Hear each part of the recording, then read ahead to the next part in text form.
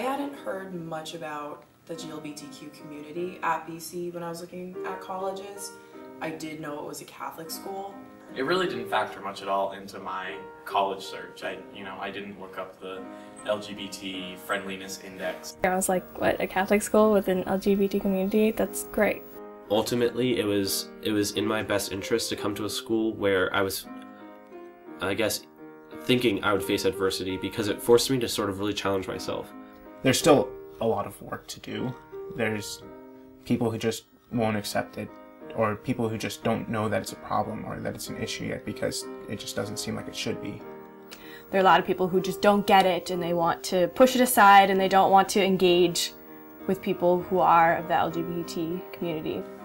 The GLBTQ community is accepted in the sense that, we love gay people, but it's still sort of a statement. It's not part of everyday life of just a person being a person. It's still, a gay person or a lesbian person. Overall, people are very accepting, but it's in that sense of like, I accept you, but I'd rather not have to be around you, or like, we just won't talk about it. I think up to this point, the students have done a great job, and I think students are providing great resources for this community. Well, I am director of Queer Peers in GLC, and basically what that is our peer-to-peer mentoring program. Anyone is welcome to come in. We just kind of are like an ear to talk to vent, and we also do presentations on sexuality and gender. All the students who are involved, they have to sign up and go through an application process, and they're also put in they go through a lot of training on how to talk to people about GLBTQ issues, kind of what's proper protocol when people come in to ask you, especially with it being very anonymous and confidential. It's fairly underutilized because you do have to, step up and have a face-to-face conversation. When I first heard about BC Confessions, and when I first started to explore the Facebook page, I was very apprehensive about it. I thought that it was just a joke page, that there was really nothing genuine that could come from it. BC Confessions has allowed a lot of students to talk about what they're going through in an anonymous way, but then still receive a lot of support. It really provides that bridge that, as GLC, we've spent a lot of time trying to figure out how to form between the closeted community and the out community on campus. The support that was given and the kind of like, hey, it's okay, there's other people like you too, it was very touching to see, and it made me very proud. I think it's a good opportunity for some people, but the fact that students are the fact that students feel they can only use an anonymous confessional to be open about this part of themselves, unfortunately speaks to how homophobic BC's campus still is.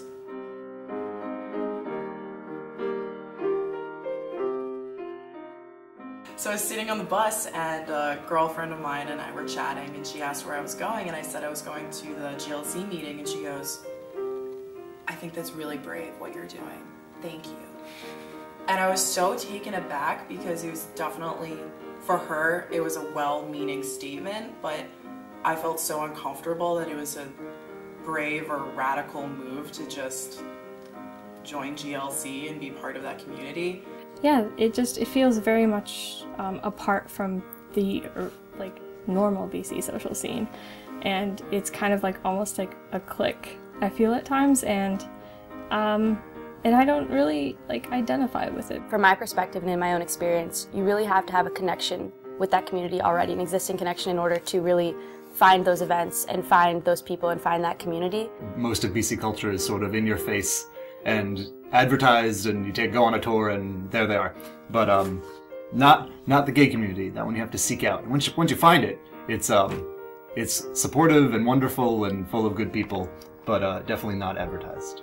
I feel like because the group is so used to feeling different and possibly isolated, which is incredibly unfortunate, they sort of create a community that's much more accepting of people who are different, whether they are LGBT or not. If you look for it, there is a very strong support system here on campus, and that's my other piece of advice. If you're interested in these issues, if you're a part of the community, if you are just looking for a safe and empowering and validating atmosphere definitely seek out GLC, BC Students for Sexual Health, Women's Resource Center, all of those groups that really care about these issues, because when you're a part of that group, it's absolutely amazing. So, I mean, as much as we'd like to tell you that it's all sunshines and rainbows here, you know, we face struggles too. My freshman year, first semester, I received a hate letter. It was like a little card, basically a little card, and on one side there was it was Bible scripture, and to me that really made no sense. And so I turned it over, and it didn't have a return address, but it did have my name, my first and last name, and my address. And it basically was to the extent of like someone saying, "You're going to hell. You're going to burn in hell, and you should probably leave Boston College." The first time I came out to somebody was actually when I moved in. I decided to make it less awkward for my roommate and I just came out to him, which was a little bit awkward later on because he might have been slightly homophobic. I've been called a fag, and I've, you know, heard people tell me that I'm disgusting if I'm holding hands with my boyfriend at a party. But those are words, and those are usually words fueled by drunkenness and stupidity.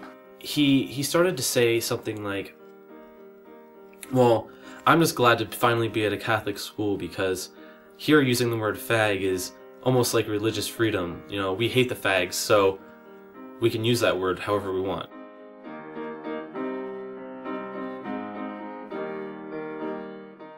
The Lambda Law School vandalism over Martin Luther King Jr. weekend, it struck a chord, and it brought us back to, I think, a reality that we don't always experience on this campus. Some students or people broke into the Lambda office and wrote a lot of gay slurs and basically vandalized the entire office. I think, like a lot of people, my gut reaction was just how horrifying people can be with their homophobia and their hatred, and how open and public it can be.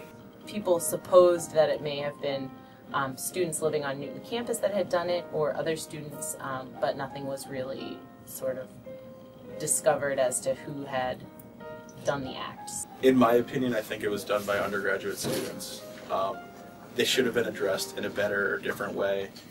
Something like that was a conscious act of someone, and they truly brought pain to our community by writing a lot of those things that, you know, there wasn't a face that you could put to it, and I think that's what was hard, because there's this anonymity to this hatred. But seeing how most of the community really recognized that what happened was wrong and sort of supported each other through it, that was really encouraging for me, even though maybe there could have been more of a response from an administrative level.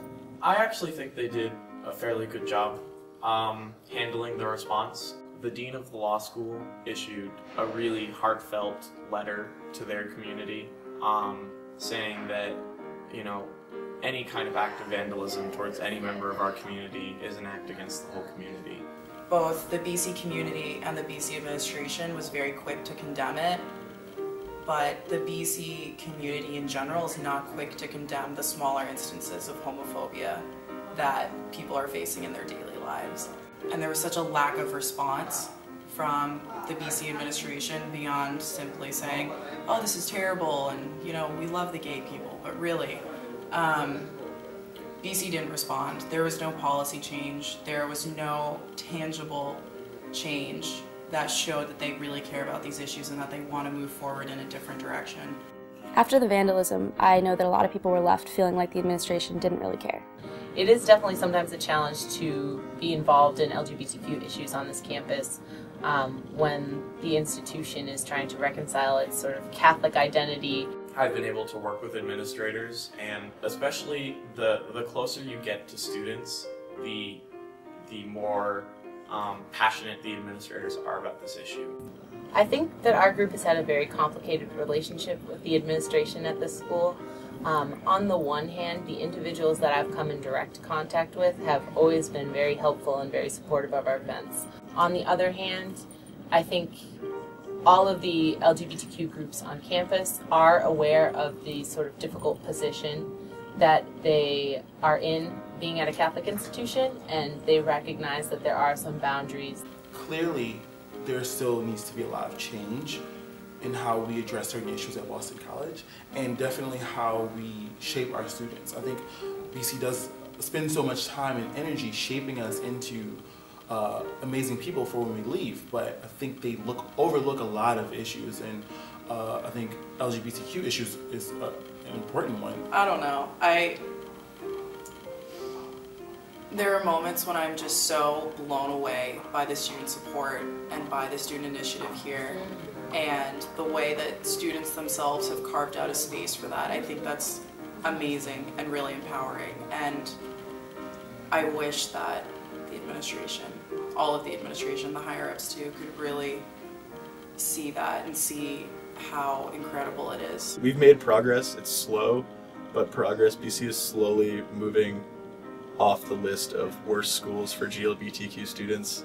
The longer that I've been at BC, the louder and the more present the LGBTQ community has become here. The growth is starting to become exponential, because once you start to get certain things into place, other things fall into place much faster.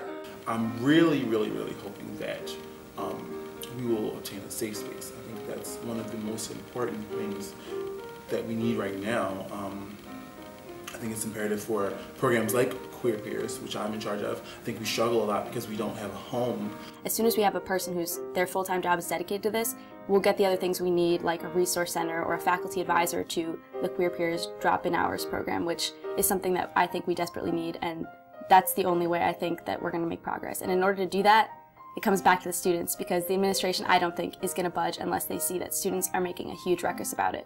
I see it getting better. I mean, at least I hope so. It's sort of up to us to fight for that. For those that are thinking of coming here, I would definitely say come to BC, because we need you.